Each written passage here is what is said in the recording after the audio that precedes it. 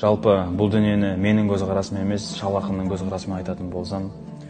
бұл дүниенің мысалы ұшып өткен құспен тең,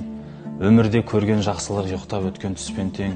атадан мирас ақылың, түсік айтқан мақұлың ләзім болған іспен тең, үлкеннен көрген қорлығың, жаманнан көрген зорлығың, ойлап тұрсаң бозбала дұшпаннан көрген күшпен тең, ағайының көп болса, бірлігі оның бек болса, жамандық жер кез келіп бір-біріне сеп болса, бүтін тұрған бұзылмай 32 тіспен тең,